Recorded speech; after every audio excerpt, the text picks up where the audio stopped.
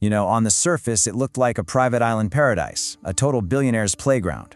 But behind those beautiful beaches, something truly horrifying was hidden. Today, we're going to unpack the Epstein Files, a scandal that, believe me, reaches the absolute highest levels of power in America. Okay, just picture this, a 75-acre private island in the Caribbean. We're talking pristine beaches, luxury villas, gorgeous pools, even its own helipad. This place was called Little St. James, and it was the personal getaway for the financier Jeffrey Epstein. I mean, on the surface, it was literally the definition of paradise. So if it was such a perfect paradise, why on earth did the locals have this chilling nickname for it? They called it Pedophile Island. Yeah, because behind that beautiful facade, a really dark truth was hiding.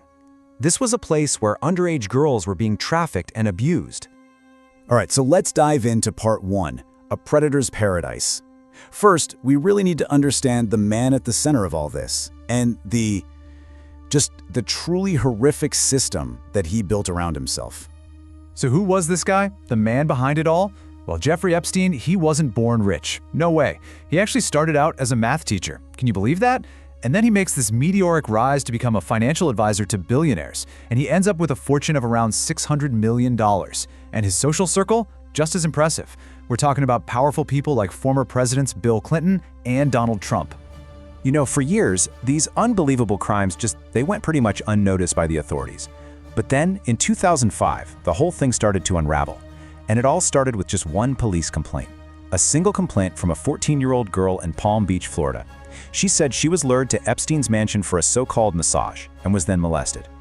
And what the police uncovered was, well, it was a horrifyingly organized system. It was basically a pyramid scheme of abuse. Here's how it worked. A girl would be recruited and assaulted, and then she'd be offered money to bring in one of her friends.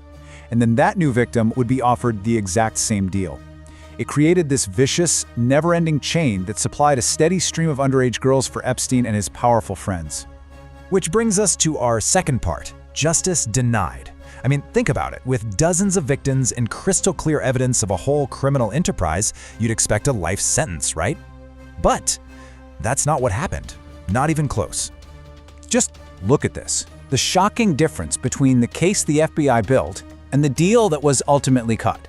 On one hand, the FBI had a 53-page report detailing international sex trafficking involving more than 36 minors. But then, behind the scenes, a federal attorney named Alexander Acosta brokers this secret plea deal. Epstein pleads guilty to just 2 minor prostitution charges, and in return, he and his buddies get immunity from all other federal charges. And the worst part? The deal was kept completely secret from the victims. They had no idea. So, what was the sentence for these horrific organized crimes? A mere 18 months. And get this, it was hardly what you'd call a tough sentence. He was put up in a private wing of a county jail, and he was allowed out on work release for 12 hours a day, 6 days a week. He was basically just sleeping at the jail. That was it? Oh, and the story doesn't stop there. That man who brokered that unbelievably lenient deal, Alexander Acosta, well, he later became the Secretary of Labor in the administration of President Donald Trump. You know, one of Epstein's old friends. So after that sweetheart deal, the case just went cold for years. But the story wasn't over, not by a long shot. And this brings us to part 3, a journalist's crusade. A Miami Herald investigative journalist named Julie K. Brown, she just refused to let this injustice stand. And after years of digging, in 2018, she published this incredibly powerful series called Perversion of Justice. It laid out Epstein's crimes in detail, and, maybe most importantly, it exposed exactly how the legal system had protected him. Brown's reporting created an absolute media firestorm. The public outrage was so massive that it forced authorities in New York to reopen the case. And so, thanks to all that pressure from her journalism, in July 2019, Jeffrey Epstein was arrested again, this time on federal sex trafficking charges. And this time, he was looking at up to 45 years in prison. But just when it looked like justice was finally going to be served, the story took its most dramatic turn yet. So let's get into part 4, a death and a conspiracy. Just a little over a month after his arrest, on August 10, 2019, Jeffrey Epstein was found dead in his jail cell. The official cause of death was ruled a suicide. he would never face trial. And it really seemed like all of his secrets died right there with him.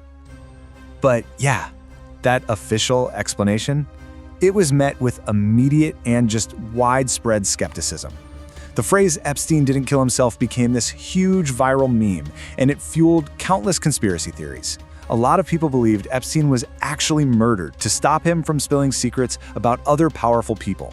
And that theory was especially popular among supporters of Donald Trump. And this is where we get to Donald Trump's own, well, shifting position on the whole thing. During his 2024 campaign, he promised everyone he would declassify and release all the Epstein files. But then, after winning the presidency, his Justice Department suddenly claimed a client list didn't even exist. They called the whole thing a boring Democrat hoax. I mean, it was a complete and total U-turn. So, why the sudden change of heart? What happened?